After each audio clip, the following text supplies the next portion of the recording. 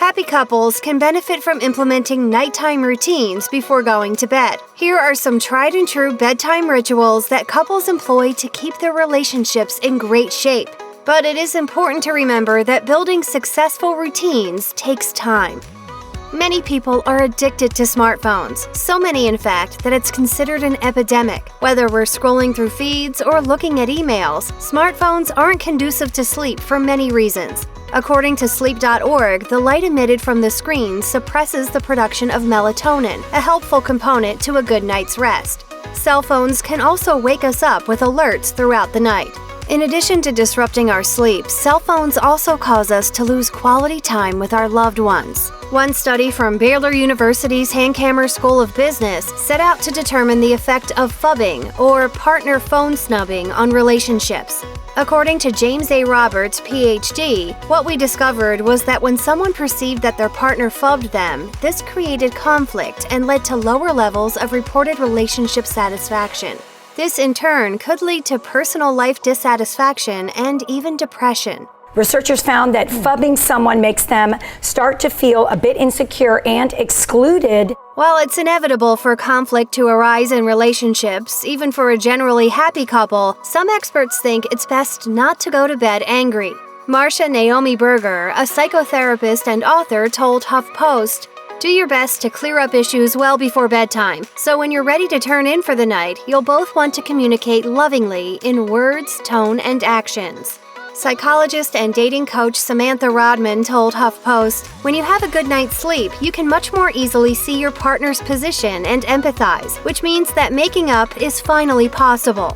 Whether you clear the air before going to bed or cool things until the morning, it may be best to keep those conversations away from bedtime." Some couples like to sleep entangled in an embrace. Even if spooning all night isn't your thing, "Oh, honey, I'm sorry, we can't help you there because we're cuddly sleepers." Many happy couples find that a little bit of cuddling right before going to bed can go a long way towards a happy relationship, since on an evolutionary level, humans crave physical intimacy and touch. Neuroscientist Paul Zak told Vice, "Cuddling induces the brain to produce a chemical called oxytocin. This relaxes us, makes us feel safe around others, and increases our empathic abilities. This can help deepen the relationship and connection between partners. Oxytocin has even earned the nickname the cuddle hormone." According to Sarah Hunter Murray, Ph.D., a relationship therapist and published sex expert, there is a danger in refraining from cuddling or non-sexual touch. She wrote for Psychology Today, "Avoiding all those other non-sexual touches makes couples less likely to feel sexual desire because they don't feel physically close to their partner. A vicious cycle." Cuddling is clearly a super important factor in maintaining a healthy relationship with a romantic partner. Whatever your preferred method is to wind down at night, it is helpful in the quest for happy coupledom to have a routine that you perform alongside your partner before going to bed. Psychologist Nicole Martinez told Bustle, "I have had countless couples and individuals speak with me that they think the breakdown of their evening routine was the start of a lack of intimacy in their relationship." Luckily, there are relatively easy ways to set up a routine that works for both partners. A routine doesn't even have to involve intricate rituals. Simply saying those 3 important words can be part of the wind down. Clinical psychologist Bobby Wagner explained to Bustle, "A vital nighttime routine is to say, 'I love you,' no matter what."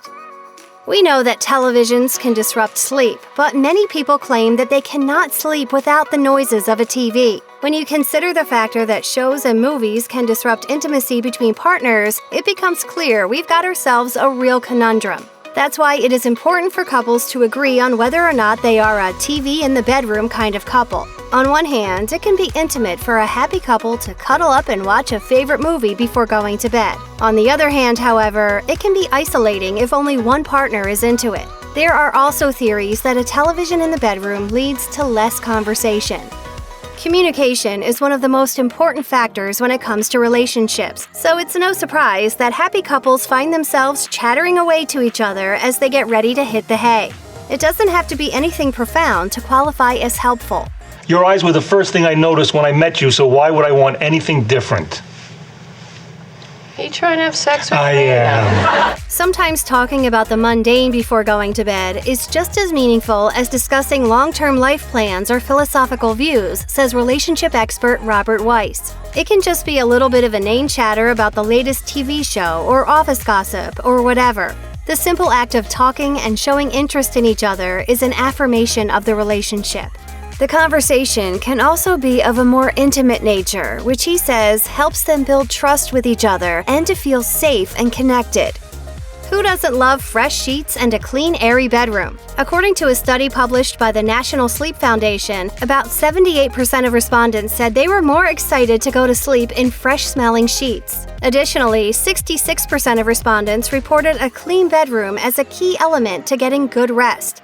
Many happy couples find that sleeping in a tidy, well-kept room helps with a feeling of satisfaction and calm before bed, which makes for a more satisfying relationship. The act of routinely tidying up before going to bed can also bring couples together. Clutter can be anxiety-inducing, and actively removing unnecessary items from the bedroom can provide immediate relief. In fact, Eileen Rosen, MD, a sleep medicine certified physician at Penn Medicine, told Good Housekeeping, "The bed should be a place where you sleep and have sex and nothing else. All of the distractors in your room and certainly in your bed should be cleared out." Disconnecting from work is really important, especially for happy couples in the quest for good, restful sleep. If you think about it, responding to a midnight work email from your boss is completely disruptive to your sleep and to your relationship. Time reported on a study regarding work emails and their effects on spouses. The study suggested that being on call 24/7 not only negatively influenced the mental health of the employee, but also had a spillover effect on the employee's significant other. Leaving the phones and computers outside of the bedroom can definitely improve the situation, but it is helpful to avoid conversations about work in general when winding down before going to bed.